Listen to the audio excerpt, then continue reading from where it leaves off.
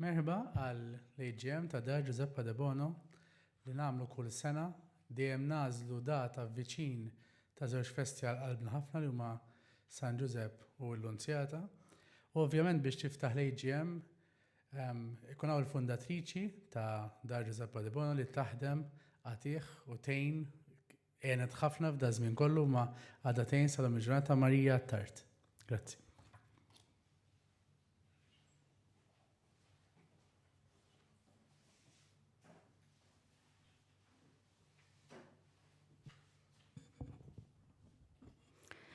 Għal dis-sena għażilna tema sabiħa ħafna.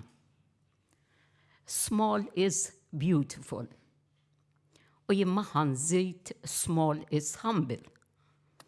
Għaliex iċ-ċkejken huwa minnu nnifsu għax ċkejken ġeneralment vulnerabbli, ma jidirx, moħbi, imma fl-istess ħin u sabiħ. U aħna din is-sena Iffukajna b'mod partikolari fuq dak li għaddej fis-soċjetà tagħna.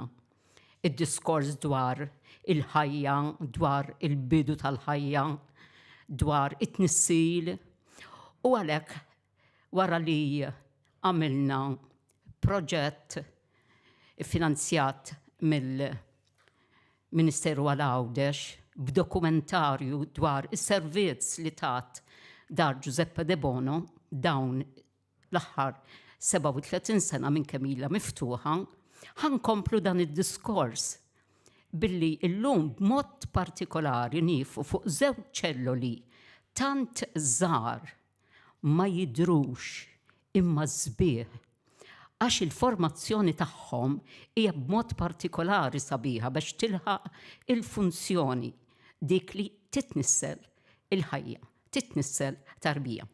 Ħan nitkellem minn żewġ aspetti. L-ewwel aspett ħanieħu meta kont l-iskola.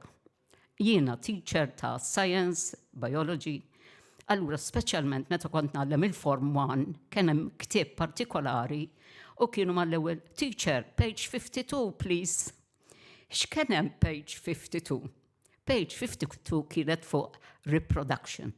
Aħna qegħdin nitkellmu fuq żgħażagħ li għandhom 11-12 sena.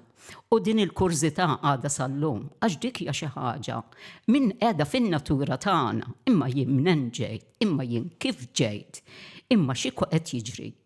Allura isa dina ilha tiffaxxinani, jiġifieri l-ħolqien kollu l-sbuħija tiegħu.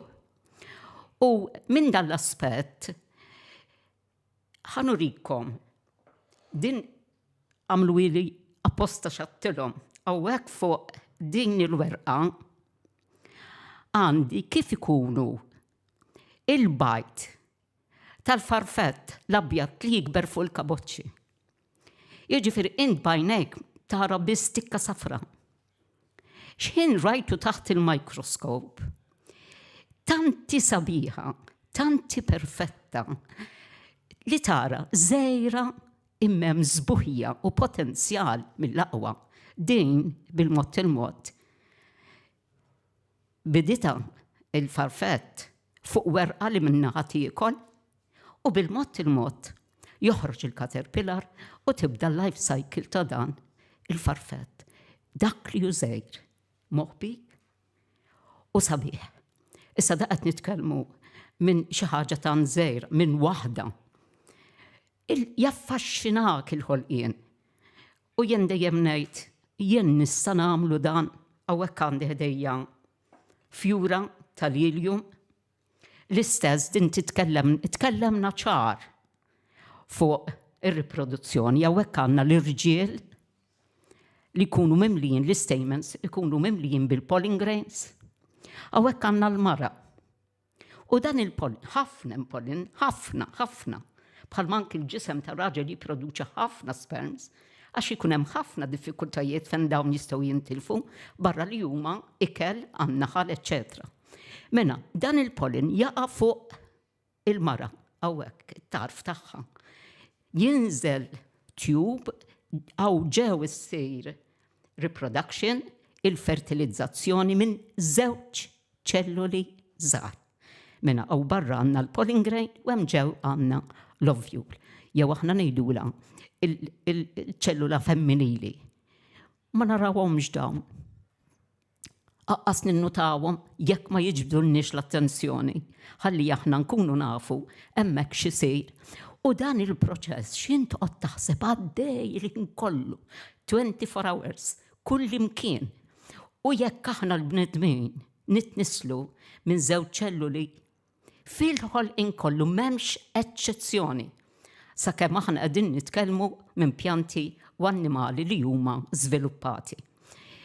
Dan sabiex noħorġu dan l-aspett li iċ-kejken ma jidirx. Iċ-kejken trid tfittxu biex issibu ħalli tgawdih u tara żbuħija tiegħu.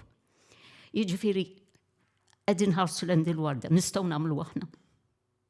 Inħarsu lejha, nużaw l-istess ċelluli li hemm biex tista' ssir fertil, imma ma nistax nagħmilhom jien, allura din tiftħi l-orizzont ħafna ikbar li l-ħolqien u anki l-istess tnissil mhux xi ħaġa li tagħna. Huwa don moti lilna l-bnedmin u allura rridu niskopru iżjed biex il-valur tal-ħajja nagħtuh id-dinjità u r-rispett illi jistħollu. Small is beautiful u small is humble. Ħan nitkellmu dar Giuseppe De Bono, jiġifieri barra dan l-aspett li aħna nilqgħu lil kulħadd id-dar. Nitkellmu ma' kulħadd. Tkun xi tkun ir-reliġjon, tkun xi tkun il-sitwazzjoni tal-persuna. Jien nixtieq nagħmel aċċenn din ġejja mill-fidi tiegħi issa għal xi ħaġa small imma beautiful. This is small, din mhix ikkonsagrata. Għax Alla jista' kollox.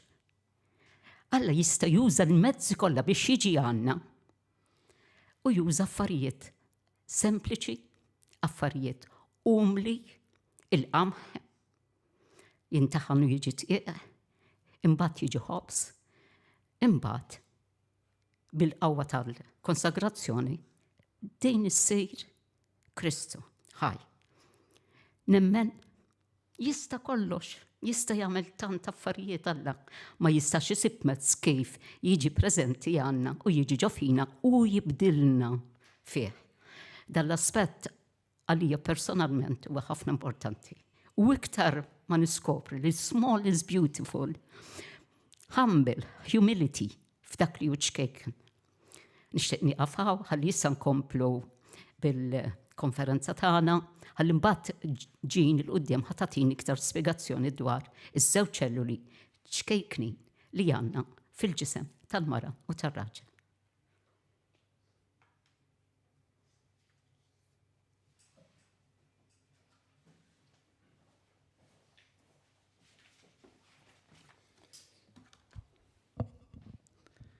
Ju titkellem Marija fakritni fi storja li kienu jgħidu li meta kont żgħir fejn kien hemm ta' żewġ irġiel li kellhom jitilgħu flori tal-muntanja u għolja insomma mhux muntanja. U l-ewwel wieħed telgħu u taħħa dritt u tila u fi żmien ftit sigħat wasal. U għamel ftit sigħat mhux ħażin hemm fuq jistenna li siebu, meta tela siebu qallu kemm dont mhux wasalt, qallu ilek 5-6 sigħat biex tlaqna mill-istess post u wasalna fl-istess post. U l-għar għallu, inti kif wasal dasek malaj? Għallu xina tfajt moħħijem, tajt dritt u bqajtila. U għadġit kan flaħt. U l-għar għallu, ma jina jinawtila, waqaft nara l-fjuri, nara l-safar, nara l-veduta, jinawtila.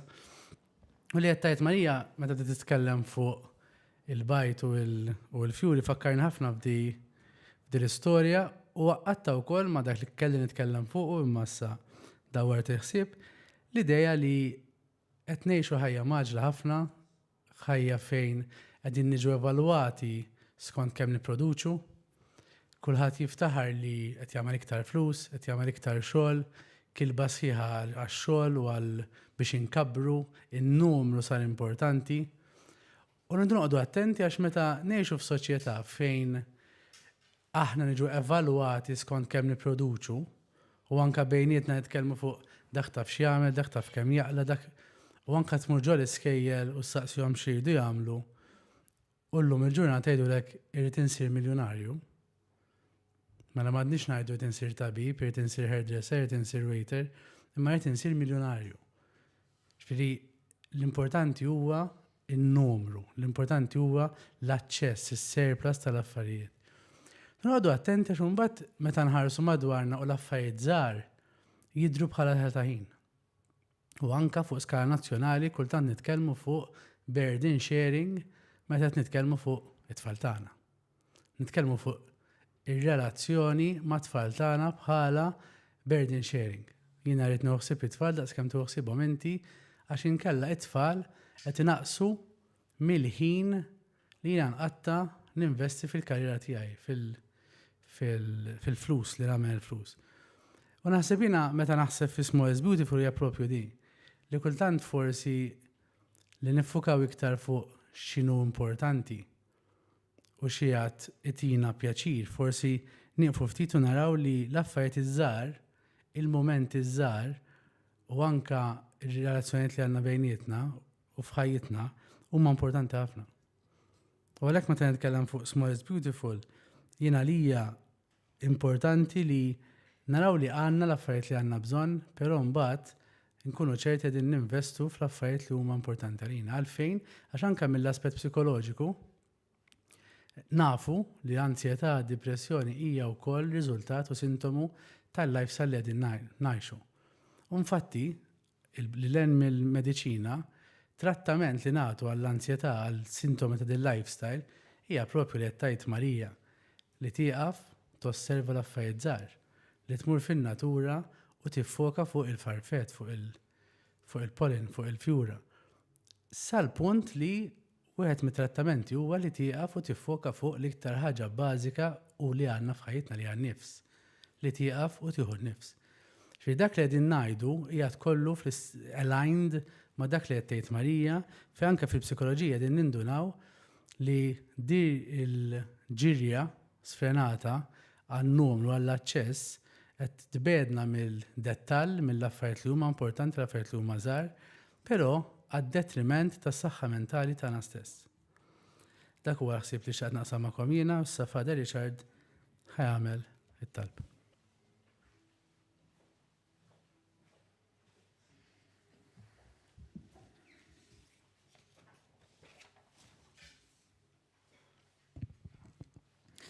Fl-isem tal-Missier u tal-Iben tal-Ispiritu Santu. Isimgħu ħuti silta mill-Vanġelu skont San Mattew. Dak il-ħin resqu id-dixxipli ta' Ġesu u staqsewh min mela u l-akbar fis-saltna tas-smewiet. U Ġesu sejjaħ tfajjel qiegħdu f'nofshom u qal: ngħidilkom is-sewwa jekk ma terġgħux issiru bħal tfal ma tidħlux fis-saltna tas-smewiet. Mela min jiċċekken bħal da tfajjel ikun l-akbar fis-saltna tas-smewiet. U min jilqa' f'ismi tfajjel bħal dan jilqa' lili. Mulej Ġesu f'dan il-mument ħsiebna idur lejk minn din id-dar ta' ċkejknin. Kif smajna fina inti żrajt ix-xewqa li jinkunu kbar, li nirnexxu, li nkunu f'qagħda fejn ma ħossuna skjavi ta' ħadd. Spiss naħsbu li sabiex inkunu kbar, irridu nkunu l-akbar, li biex nirnexxu rridu ngħaddu lil xi ħadd jew ninsew lill-oħrajn u naħsbu biss fl-interessi tagħna u l-għanijiet tagħna. Dan il-mod ta' kif inħarsu jagħmilna qomi għal dawk ta' madwarna, jiżolana mill-oħrajn, itellifna mill-kapaċità li napprezzaw il-ħolqien ta' madwarna u dak li diġà għandna. Mhumiex ftit dawk li jħossu li kull ma jmur, aktar persuni qed jittieħdu minn dan id-delirju, qed ifittxu biss l-ego u l-kobor tagħhom b'mod ridikolu u fl-istess ħin perikolus. U jekk dan jidher fil-ħajja ta' kuljum bejnietna adulti, jidher aktar qawwi meta niġu biex inħarsu lejn iċkejknin, l-aktar ċkejknin, il-bniedem imnissel. Kif qaltilna Marija, in Ġesu ma tibżax issir xkejken, inti sirt bniedem biex tfejjaqna minn ħajja iżolata, maqfula f'ambizzjoni ta' kobor li hu qarriqi għaliex huwa illużorju. Inti sirt xkejken biex lilna tiftħilna triq tal-kobor veru. Il-kobor veru u fli narfu li aħna ċkejknin, li aħna fil-bżonn. Aħna tal-laba tal-ħajja, tal-laba tal-imħabba, tal-laba tal-ħniena, tal-laba ta' xulxin. Aktar kemm narfu dil-verità tagħna, aktar ikun possibbli li f'qalbna tfur il-gratitudni lejn ir-rigal tal-ħajja, lejn ir-rigal tal-ħolqien, lejn ir-rigal tal-oħrajn. Aktar kemm narfu li aħna nkunu ċkejknin, aktar għajnejna jeħilsu mill-lama tas-supervja, mill-lama tal-arroganza, mill-eluq tal-egoizmu u jinfetħu għajnejna biex jaraw lill-oħrajn fid-dawl tiegħek. Huwa ċkejken mulej li kapaċi jistaġeb tassew, huwa ċkejken li kapaċi jifraħ tassew, u ċkejken li għandu ħarsa l-oħrajn u għandu l-qawwa li jerfa' l-fuq lill-oħrajn, u ċkejken li jilqa' għaċkejknin. Inti jidilna Ġesu min jilqa' f'ismi tfajjel bħal dan jilqa' lili. Daqshekk sir ċkejken li tidentifika ruħek ma' ċkejknin. Għatina li narfu nilqgħu li ċkejknin. Birek il-ħidma ta' din id-dar Giuseppa De Bono sabiex tibqa' tkun vuċi għal ċkejknin. U biċkejknin nifmu lil kulħadd. Tibqa' tkun vuċi għall-om li għandha bżonn l-għajnuna, il-kompassjoni, is-sosten dejjem u huma x'inhuma ċ-ċirkostanzi. Tibqa' tkun vuċi għat-tarbija fil-ġuf li għandha bżonn min isostnija fl-iżvilupp tagħha u jirrispettala dritt fundamentali għal ħajja. Tibqa' tkun vuċi għal persuni kollha li huma fil-bżonn ta' attenzjoni, ta' fejqan f'qalbhom, ta' viċinanza qalb ġrajiet tal-ħajja. Enna narawk fi ċkejknin u nifirħu bik. Hekk il-ħarsa tagħna lill-oħrajn tkun waħda sħiħa, mhux ħarsa bix-xjentifika, imma fuq kollox ħarsa umana. Iftħilna għajnejna biex il-ħarsa tagħna lejn iċkejknin huma min huma ma tkunx waħda ta' kalkolu, imma ta' maħabba, ma tkunx waħda ta' utilità, ta' x'jaqbilli, imma ta' gratwità. Irresqulek din it-talba l-interċessjoni tal-Verġni Marija, esperta f'dan il-kobor veru ta' min jiċċekken biex jaqdi lill-Alla fl-iċken u l-iżgħar fost ħutu. U nħalluha wkoll f'idejn San Giusepp li ma beżax jaqdik meta kellek bżonn min iħarrislek il-ħajja tiegħek. Isma' t-talba tagħna mulej int li tgħix wis-Saltan għal dejjem ta' dejjem.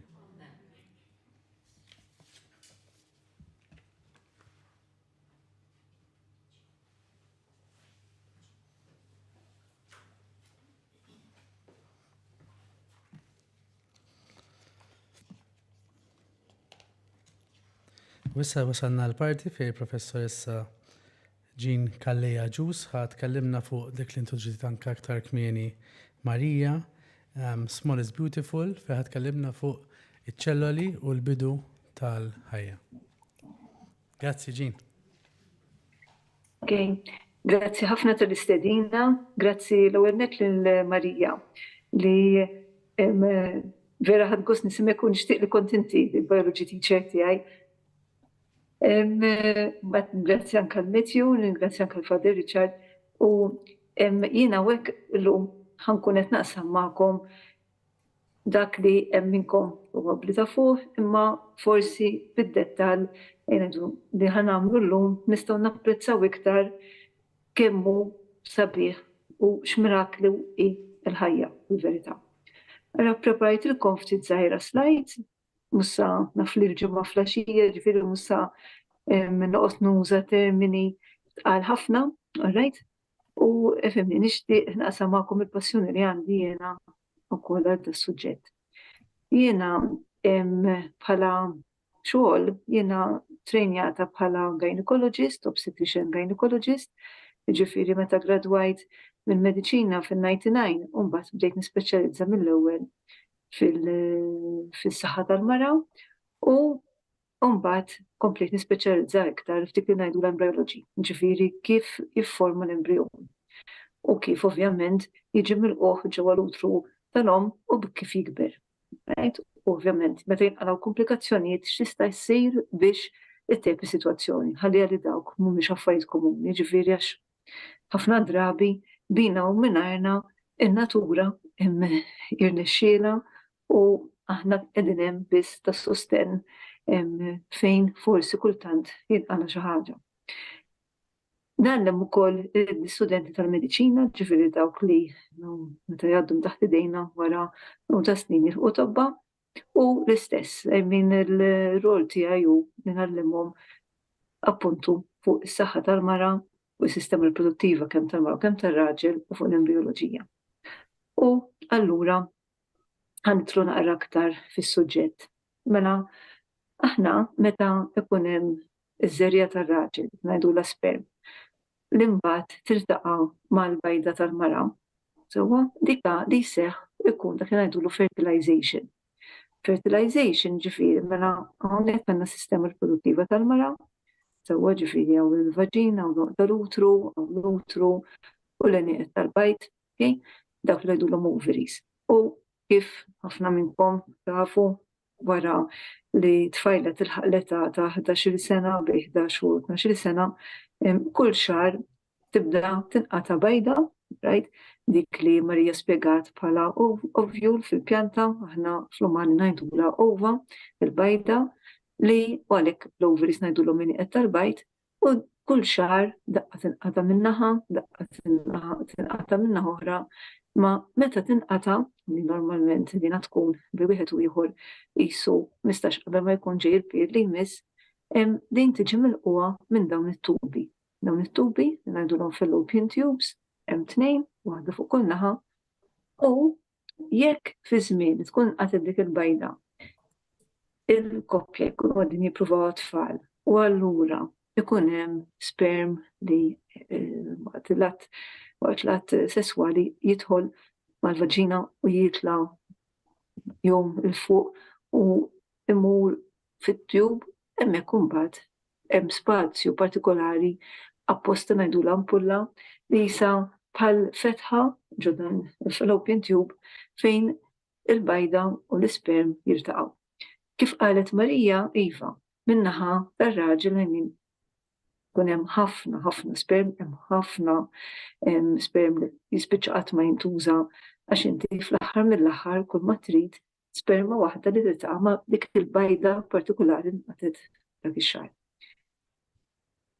Ġast kemm intikom naqra idea, ġifieri aħna kollha kemm aħna riżultat ta' sperma waħda, ġifieri hawnhekk għandek jkun hemm għexieren u thousands actually ta' sperm li jkunu qed jomu, anzi miljuni ta' sperm li jkunu qed jomu lejn il-bajda, dawk li jirnexxielhom jaslu jkunu l-aħjar, right, iktar saħħithom, u minn dawk li jaslu fl-aħħar mill-aħħar isek bħal meta għandek l-astronawta niżel fuq il-qamar, dana li qed taraw kisu qamar dik hija l-bajda, ġifieri anka bħala sizes, ġifieri għalkemm anke l-bajda hija żgħira, imma l-isperm hija ferm iżgħar imma hekk apposta ħalli kemm jista' jkun tħaffef biex tasal rib il-bajda u mbagħad waħda minnhom, right, kull m'għandi bżonn waħda minnhom eventwalment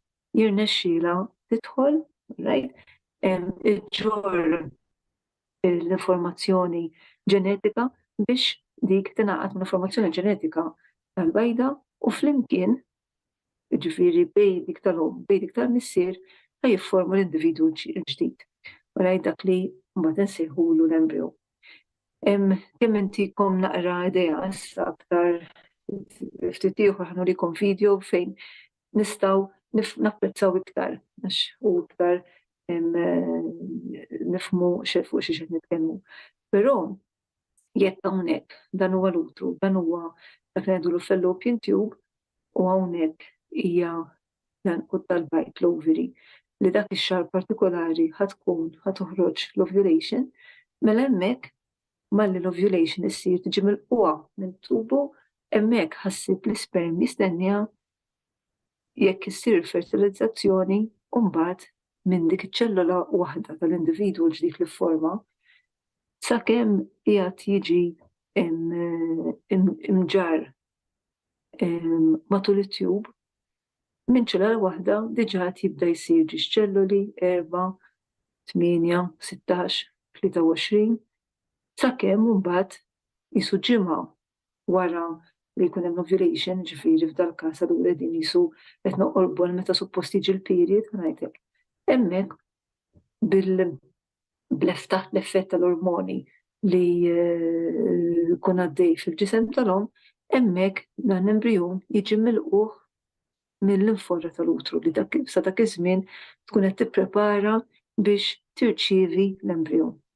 U jekk hemmhekk ikun hemm dik li ngħidu l-implantation, hemmhekk allura l-embryon ħajsib ngħidlek ħajsib il-bejta biex ikun jista' ikompli jikber minn hemmhekk.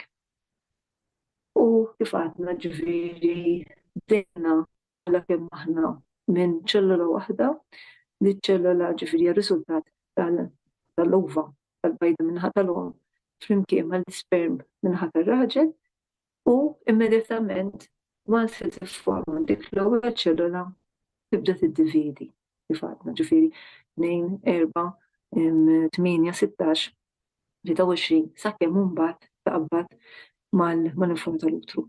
U hemmhekk ikompli l-iżvilupp. Issa, li xtaqt nagħmel ħanurikom naqra video dana huwa korrett ħafna anke fejn tidħol ix-xjenza ġifieri anke l-isteps li ħanaraw huma jirriflettu dak li fil-fatt aħna nagħmlu u nitgħallmu mill-kotba tal-embrioloġija u sakemm ikun għaddej ħankun qed nispjega.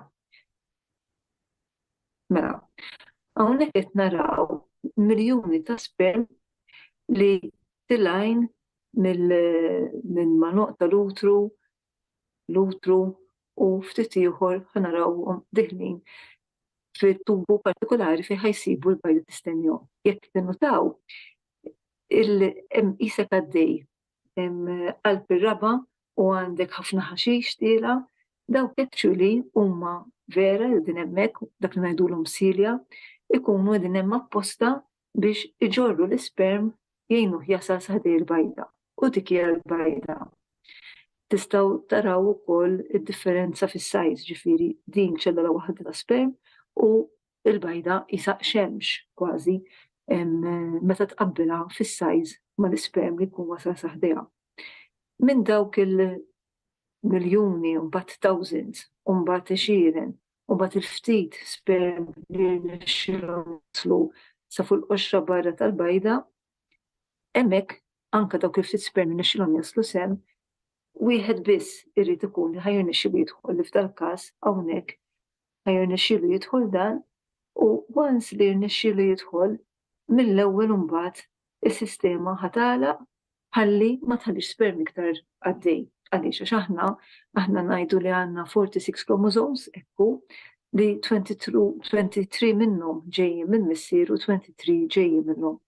Interessanti nkunu nafu li hawnhekk ara once li daħal l-isperm dembu ma ċandu bżonnu u hawnhekk imbagħad ħanaraw kif il-cell body ħanajtek fejn hemmhekk għandek l-informazzjoni ġenetika inqatet minn hemmhekk u dak ħanajtek l-informazzjoni prezzjuża ħatingħaqad ma' dik l-informazzjoni prezzjuża li hemm minħata tal-om dak ngħidu l-female pronucleus u l-paternal pronucleus u male pronucleus. U hemmhekk ifforma l-embryon il-ġdid li malli forma diġà ħajibda jiddividi fit-tnejn u jiddividi ħajibda miexi matul it-tube u kif qed taraw dawk is-silja jisom dawk is-swaba qed jgħinu biex imexxu l-embryon lejn l-utru.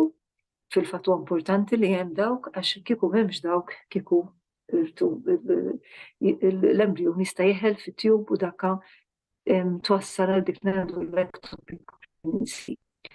Hawnhekk f'dal każ l-embryon irnexxielu jgħaddi minn ġo tube u wasal fil-frott tal-utru, x'inhu wasal hemmhekk ħareġ mill-qoxra tiegħu u hawnhekk qed tarah jiġi engulfed literalment minn fora tal-utru li tkun qed tistennieh biex hemmhekk ħajrabbi l-eruq. Dak l-eruq eventwalment ħajsiru dik li ngħidulha l-plasenta. Fil-fatt hemmhekk kull ma għaddiet hawnhekk ġimgħa mill-ovulation, ġifieri l-mara tilqas biss taf li jippregnant għax tfaddililha ġimgħa oħra biex jiġi d-demm u diġà wasal hawnhekk u diġà minn dawn iċ-ċelluli diġà ħajibda jkun hemm il-formazzjoni ta' layers differenti, ta' tessuti differenti li ħajorganizzaw ruħhom għat-tarbija li ħad tifforma sakemm eventwalment taqbad mal-ġuf. Fil-każ tal-isperm trid tkun ngħidu hekk lightweight, jiġifieri literalment jisu għandek xi ħadd li tiġor backpack, sempliċement għax it-traġitt li jrid jagħmel sakemm jasal u l-ostakli kollha li jrid jieleb sakemm eventwalment wieħed minnhom jirnexxielu jirbaħ u jasal fejn għandu jasal, bil-fors irid ikun streamlined u dak is-size. Ġifieri imma l-kontribut huwa ugwali miġiex naħat. Jean Father Richard, l-ewwel net, grazzi ħafna ta' il-preżentazzjoni tiegħek.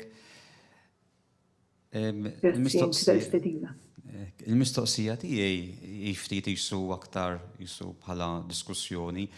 Hemm ħafna insomma l-xi kultant jgħidulek u iwa fl-ewwel momenti mill-mument tat-tnissil għandek massa ta' ċelluli, a bundle of cells.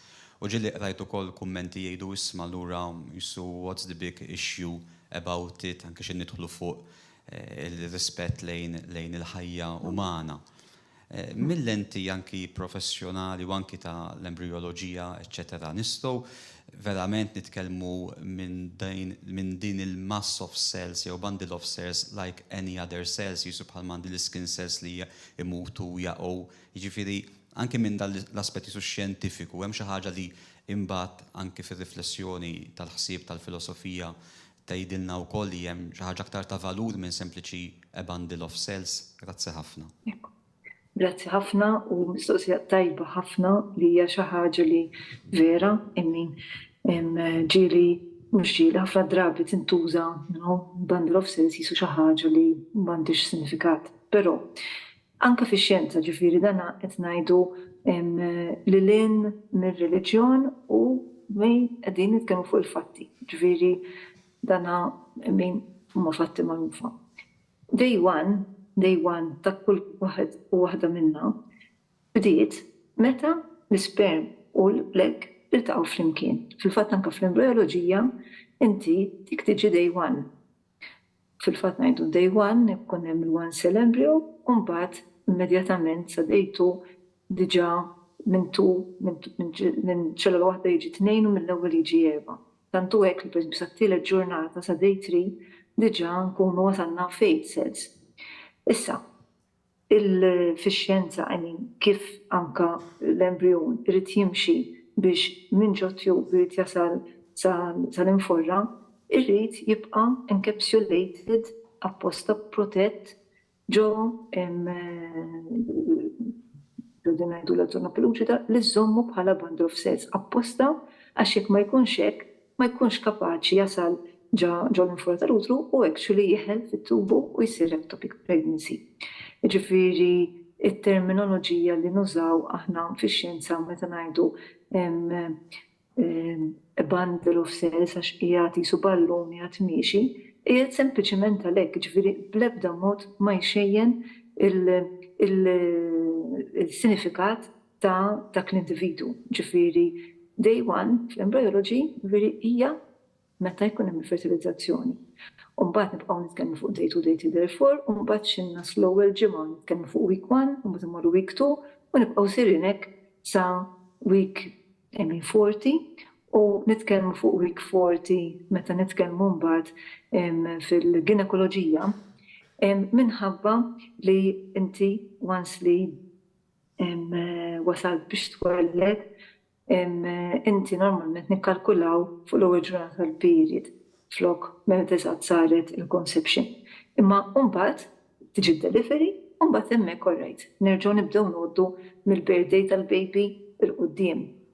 Imma huwa kontinwazzjoni tal-istess persuna, l-istess persuna li bdiet malli l-isperm tal-missier u il-bajda naħa tal-om huwa l-istess persuna li mbagħad twildet, mbagħad għaddiet mill-fażijiet l-oħra. Ngħidu hekk, hemm school of thought li tħares lejn il-bert isa li aħna kollha kemm aħna anke jkun kunu twilidna ta' 9 xhur. Fil-verità aħna twilidna prematuri għax inti meta titwieled xorta inti kompletament dipendenti fuq l-omm u l-missier. Għax jekk kellu jitwieled tarbija u tħallih waħdu dan mhux kapaċi jsib xiekol jew ifendi. Ġifieri again l-argument li għax inti sakemm għadu ġorġuf u għadu dipendenti u mbagħad once li twieled f'daqqa waħda sar persuna ukoll ma jreġix għax inti jekk titwieled ta' 9 xhur kif suppost kollox sew komplikazzjonijiet u kellek tħalli tarbija waħda, it-tarbija waħda ħatmut mhix kapaċi tmur iġġib l-ikel, mhix kapaċi tixrob, mhix kapaċi tostolida nifisha u ngħidu hekk it-tfal jinnaf min ta' 18-il sena ukoll mhux kapaċi jfendi għal rasu kieku kellhom jitilqu waħedhom, ġifieri huwa kontinwum dak hu. U x-xjenza tgħidilna, ovvjament huwa fl-interess ta' ċertu nies li jużaw ċerti terminoloġiji biex ixejnu d-dinjità. Ma x-xjenza dik jiġifieri u l-istess nies li jippromovu li dawn l-affarijiet li inti qed ixxejjinax m'hemm l-ebda ħajja hemmhekk. Huma l-istess nies italmu l-istess affarijiet u l-istess affarijiet li kienu minn dejjem u jibqgħu minn dejjem li inti kollha minn hemm bdejna. Ma nafx kienitx biżżejjed l-spjegazzjoni. Ma nafx tistax ġin tgħidilna ftit fuq l-istruttura tal-egg u l-istruttura tal-isperm kemm huma verament iffurmati b'tali mod li jwettqu l-funzjoni tagħhom. Ekku, mela, aħna ħanibdew bin-naħa tal-mara. Mela, ħaniħu lili bħal eżempju. Mela jiena meta iffurmajt, ġifieri, meta l-isperm u l-egg tal-ġenituri tiegħi jiltaqgħu u ffurmajt ġewwa ġuf ommi, meta kont għadni 4 xhur biss fit-tqala, ġifieri għadni fl-utru tal-mammi tiegħi u għadni fil-4th week tal-pregnancy. Ġifieri baqali tal-inqas 5 xhur oħra biex nitwieled. Hemmhekk diġà jkunu determinati in-numru ta' bajt li jien meta mbagħad nitwieled u mbagħad ta' 11-12 sena jibda jġini ewwel period, dawk il-bajt ġa ffurmaw tment li jien kont għadni ġoġu f'ommi. U mbagħad x'jien jibda jġini il-period jridu jservuni ħajti kollha meta jispiċċaw li ħnidħol fil-menopawża. Ġifieri dak huwa kif jiffurmaw il-bajt min-naħa tal-mara. Issa, il-bajt fil-każ tal-mara peress li daw kull ma kellhom ċans biex jiffurmaw kienu l-ewwel 4 xhur ta' ħajti, ġifieri minn ffurmajt sakemm kont għadni l-ewwel 4 xhur ġoġu f'ommi. Jiena limitata bin-numru ta' bajt li għandi, ġifieri huwa stmat li sakemm nibda l-karriera riproduttiva tiegħi, ġifieri ta' 12 sena, sakemm tispiċċa dik il-karriera, ġifieri su ta' 50 sena meta nidħol fil-menopawża, f'ħajti kull ma ħankun ovulajt huma bejn wieħed u ieħor 500 darba. Ġifieri 500 period, issa vera mbinjajlek 500 period mhux biżżejjed f'ħajtek, imma li rrid ngħid huwa ħajkun hemm 500 ovulations, ġifieri 500 eggs fil-verità li fl-aħħar mill-aħħar daw ħajkunu ħajġu released. Issa, fil-verità, aħna in-natura il-bank tagħna jkun naqra ikbar minn hekk. Ġifieri huwa stmat li jkun fih bejn wieħed u ieħor rib il-miljun. Però minħabba l-ħajja tagħna, l-exposures li konna d-dieta, forsi l-mark li jaqbadna, mara healthy, ġifieri mara li safejta fi m'għandha l-ebda mart, rajt u qatt ma kellha bżonn xi raġġi jew xi mediċina li b'xi mod għamlet l-ħsara, din ħajjita kif qed ngħidu għandha sa massimu 500 bajda li minn 12 sakemm talaq 50 ħajkollha ċans tirreleasja. Dik kull waħda minn dawk il-bajt fiha l-informazzjoni wieħedha ma ħadd tagħmel xejn dik il-bajda, però fiha l-informazzjoni li jekk tirtaqa' mal-komplement tagħha li ġej mill-isperm dawk flimkien ħajjaqbu individwu ġdid. Sewwa ġifieri ħajforma l-embryon. Dak hu meta qed nitkellmu fuq il-mara. Jekk nieħdu min-naħa tar-raġel, min-naħa tal-isperm, is-sitwazzjoni ta' xejn differenti. Mela fil-każ ta' raġel u ovvjament is-sistema riproduttiva diġà bdiet tifforma sakemm u kien għadu f'ġuf ommu. Però bil-kontra tan-nisa li dawna diġà kollox ikun determined sakemm ikun għadhom f'ġuf ommhom, fil-każ tal-ġuventur, fil-każ tal-irġiel, għandhom ċans sakemm jibdew l-adolescenza ġifieri għalkemm is-sistema riproduttiva il-foundations tagħha diġà jkunu lesti meta tarbija tifel titwieled, però huma għandhom ċans jilħqu jaħżnu l-istor ta' żerriegħa sakemm jidħlu fil-pubertà. U allura peress li jkollhom iktar ċans jaħżnu iktar bħala ċelloli ta' sistema riproduttiva ġifieri bħala żerriegħa, allura ovvjament huma bħala fertilità, bħala numru ta' sperm, anzi skuża mhux fertilità ma bħala numru ta' sperm, ħajkollhom kif naqbad ngħid riserva ħafna iktar li tibqa' mhux bħal fil-każ ta' mara li darba fix-xahar biss ħadd irreleasja bajda ma huma ħajkunu fertili dejjem, ġifieri dejjem ħajkun hemm sperm u għalkemm bl-età iktar ma jikbru ikun hemm daqsxejn żgħira decline, ġifieri daqsxejn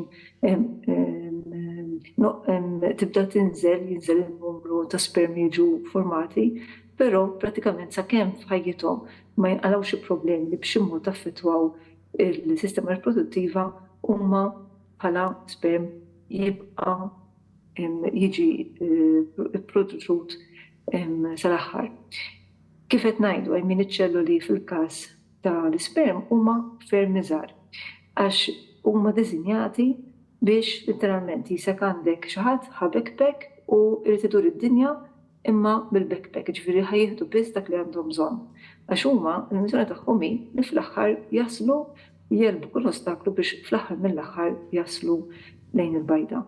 U mbagħad xogħolhom hu li jagħtu dak l-informazzjoni ġenetika ħalli di tingħaqad mal-informazzjoni ġenetika tal-bajda.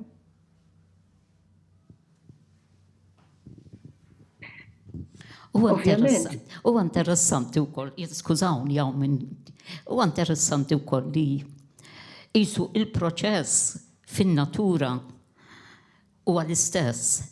Meta naslu għall-bniedem, id-differenza tkun li l-bniedem billi għandu raġuni fin-natura jsir b'mod naturali m'hemmx jaħdem l-istint. Imma l-bniedem jagħmel l-għażliet. Għalhekk din hija xi ħaġa ħafna kbira x'imbagħad aħna rridu nkunu nafu dan l-affarijiet. Importanti li nkunu nafuhom u nafuhom sew. Ħalli mbagħad meta niġu biex nagħmlu għax aħna nagħmlu deċiżjonijiet. Iva le, meta xejn, kif. Jiġifieri l-bniedem irid jagħmel ħafna deċiżjonijiet. Għalhekk l-importanza tat-tagħlim u tal-informazzjoni korretta ħalli id-deċiżjonijiet ikunu magħmulin b'ċertu għaqal, mhux bl-emozzjonijiet u mhux fuq il-verità. Il-verità dik. Il-verità li sfortunatament tiġi mawġa interpretata jew tingħad biss biċċa ma tkun taf il-verità min hija anke ir-reliġjon li ma tmurx timxi anzi pass pass mal-verità.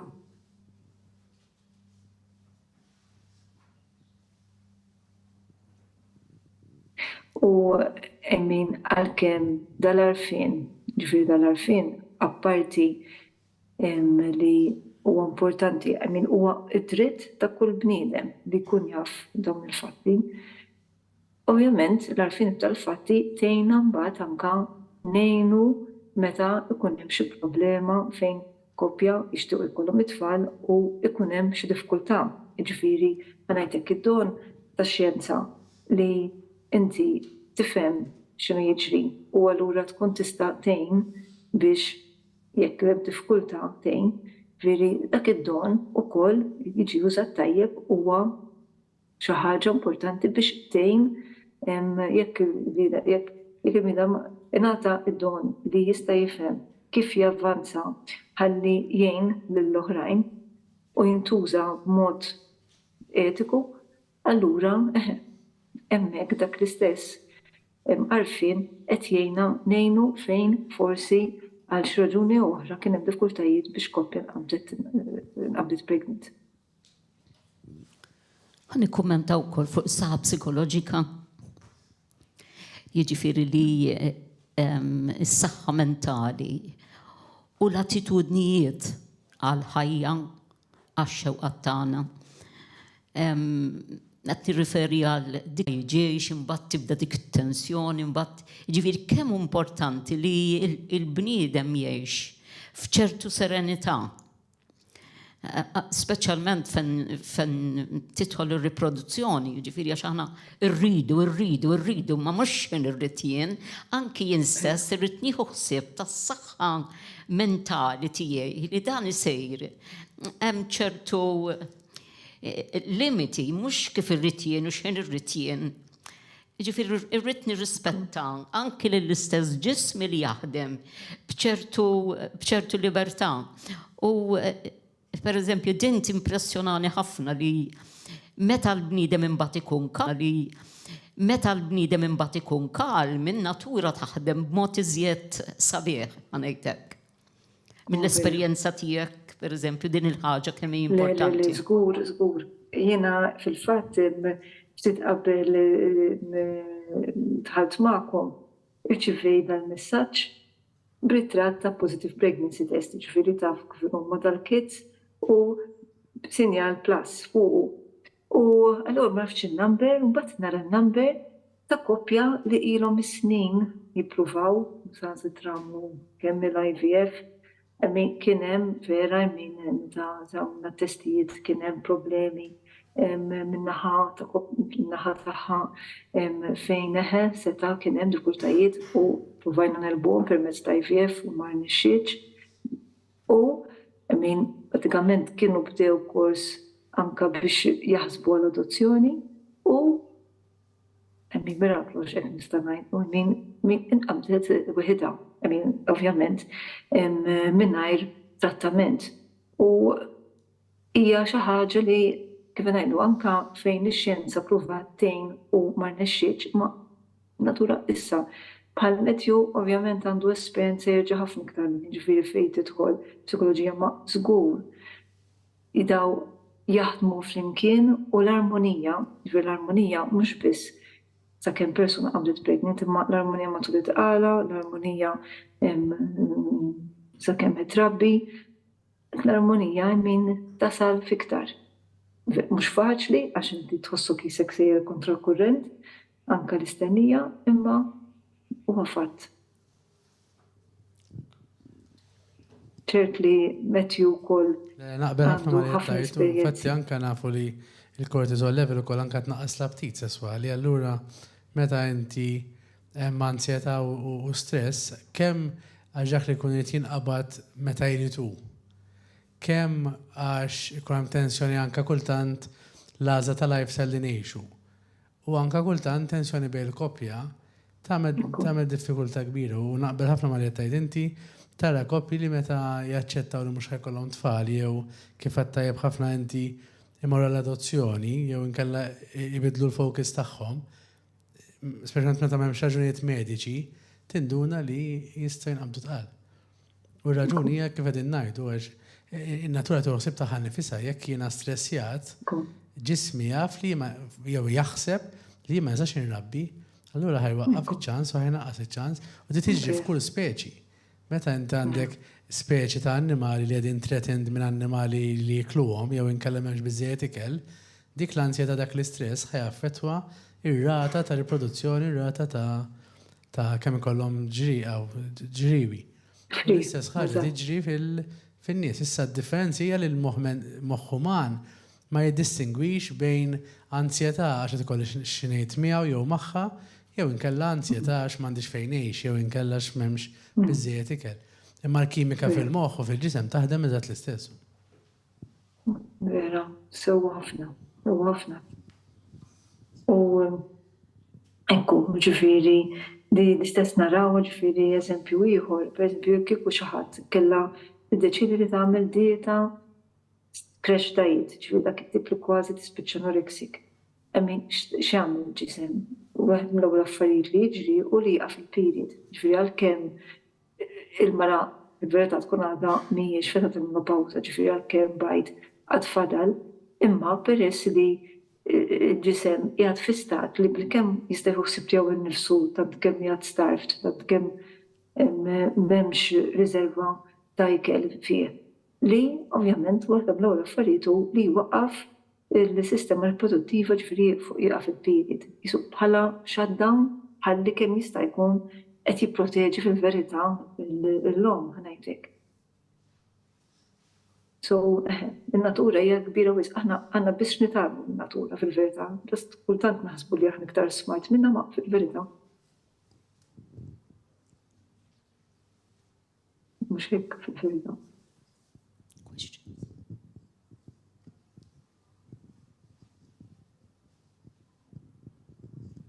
Nirringrazzjawk Jean, nittamaw li konna. Jiddispjaċini li ma stajtx inkun hemmhekk fiżikament għax vera dana ma tibżax aħna ħdimna xorta l-mezzi l-lum. Il-mezzi ta' komunikazzjoni nużawhom u jiġifieri anki din l-AGM li għamilna, jiġifieri il-fatt li qiegħda fuq YouTube tista' tintlaħaq u tasal għand ħafna oħrajn għaliex dik inti ma tafx mitfuha u tasal għand min ikollu bżonn jennemmen ħafna. Għalhekk nirringrazzjawk ħafna u nittamaw li jkollna ċans nerġgħu naħdmu flimkien. Aħna lil Jean nafuha ħdimna fuq proġett li jismu Trilosis. U jekk il-Bambini Rejt għandna l-proġett issa tal-VOPS fejn għandna konferenza Malta u oħra għawdex il-Bambini Rejt fix-xhur li ġejjin ħalli nkomplu nitalmu aħna u anki naslu għaż-żgħar tagħna li jitalmu ħalli ikun hawn familji b'saħħithom, ġuventur xebbiet b'saħħithom għax is-saħħa hija rigal sabiħ li rridu nibżgħu għalija. Grazzi ħafna Marija u I look forward li komplu naħdmu flimkien u prosit tax-xogħol siw li qed tagħmlu. Ġifieri anke il-fatt li għandna kollegi minn Gwatemala hawnhekk magħna hija Nselmulhom. hija xi ħaġa. Prosit. Nselmulhom il-Katja u hekk għax fil-Gwatemala hemm dar bħal dar Giuseppe De Bono u naħdmu ħafna flimkien. Allura hemm Katja u dawk li qegħdin jaħdmu f'Każa Sant Isabel qegħdin magħna għalhekk inselmulhom u kull Bambini Rejt niltaqgħu dalwaqt. Prosit.